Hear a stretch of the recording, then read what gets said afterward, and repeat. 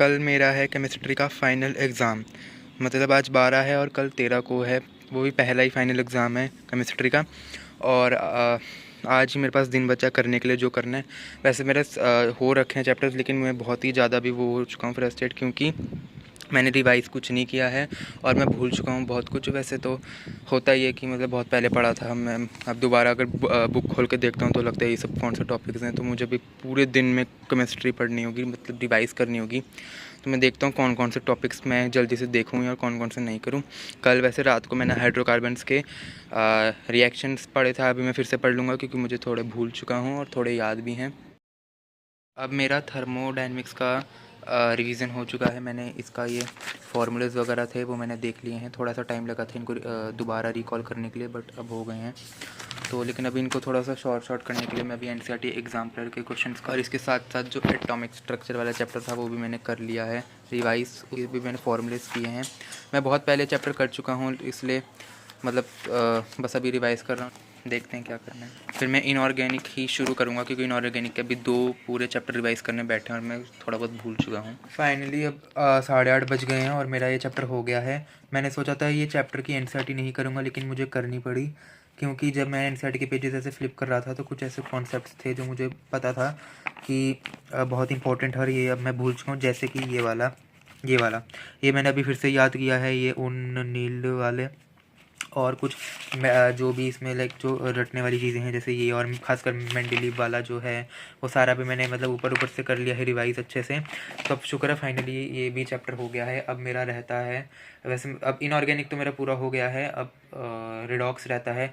Redox में थोड़ी देर बात करूँगा क्योंकि पूरा दिन आज मैंने लिटरली केमिस्ट्री पढ़ा है और मैं बहुत फेड अप हो चुका हूँ पढ़ के। अभी मैं एनसीईआरटी रीड कर रहा था और शुक्र है मुझे पता चल गया ये सारी चीज़ें। अभी मैं थोड़ा भूल गया था कि इतनी डेप्थ वाली चीज़ें भी मैंने कभी पढ़ी थी, बट शुक्र अब याद हो गया। आज अब करने जा रहा हूँ इसके इलेक्ट्रोड पोटेंशियल वाले क्वेश्चंस, मतलब जो इस चैप्टर में इलेक्ट्रोकेमिस्ट्री वाले थोड़े से क्वेश्चन है वो करने जा रहा हूँ।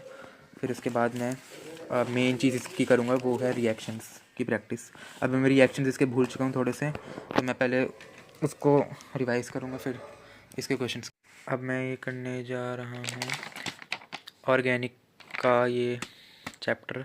हाइड्रोकार्बन्स मेरा हो गया था कल, मैंने बताया था, लेकिन रिवाइज में वो कल करूँगा। अभी मैं पूरा हेक्टिक हो चुका हूँ, पूरे दिन केमिस्ट्री पढ़ी है और मैंने पहले कभी पूरे दिन नहीं पढ़ी केमिस्ट्री, इसलिए अभी बहुत ही ज़्यादा हेक्टिक हो चुका हूँ। बट ये करके मैं सो जाऊँगा।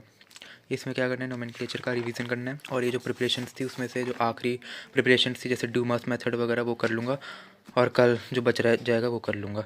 तो अभी मैं जा रहा हूँ ये करने, फिर मैं सो जाऊँगा। और अभी 6:30 बज रहे हैं और ये नहा धो लिया है। तो कल मैंने यहाँ पे छोड़ा था, मतलब मेरा कल कुछ टॉपिक हो गया था, ये जो प्रिपरेशन नहीं एस्टिमेशन ऑफ कंपाउंड्स वाला जो क्वांटिटेटिव है, मतलब जो न्यूमेरिकल वाला है।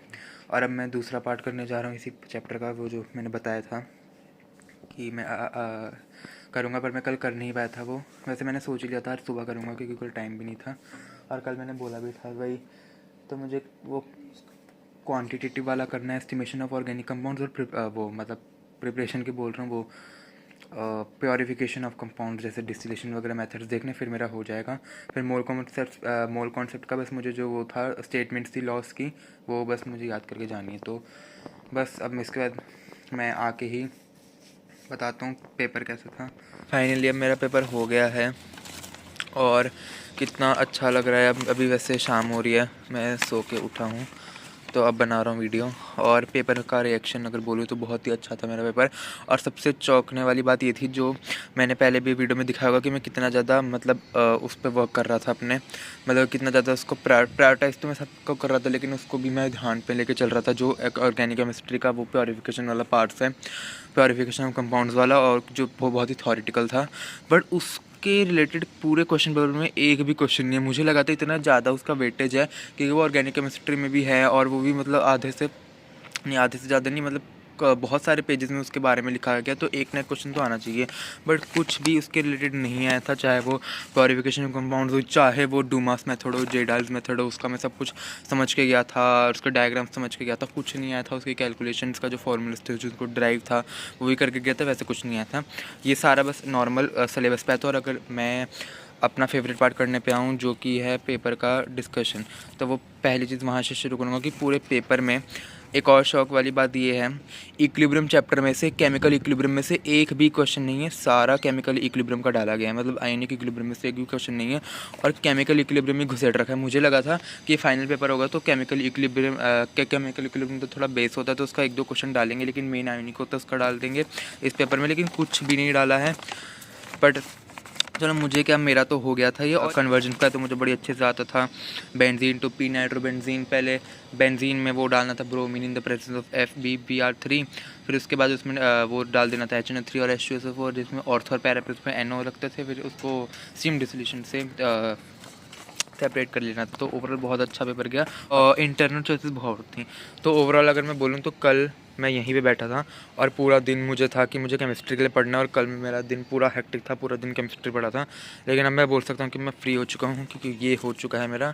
अब मुझे ऊपर से कोई प्रेशर नहीं है कि जल्दी से कल कुछ पेपर है उसके लिए पढ़ना है, जल्दी करना है। मैं अपना नॉर्मल रूटीन में आ सकता हूँ, इसलिए मैं बहुत ही फ्री फील कर रहा हूँ। मेरा पेपर भी बहुत दिनों बाद है, तो अभी कोई आसपास पेपर भी नहीं है मेरा, तो अब मैं अपनी नॉर्मल रूटीन में आ सकता हूँ। एक बात अभी मुझे अपना पेपर रिवाइज़ करते हुए कि मुझे अभी उस चीज़ का बहुत ज़्यादा रिग्रेट है। मैं क्या बताऊँ, हमेशा यही क्यों होता है मेरे साथ। पूरा मूड अच्छा था पर ख़राब कर दिया।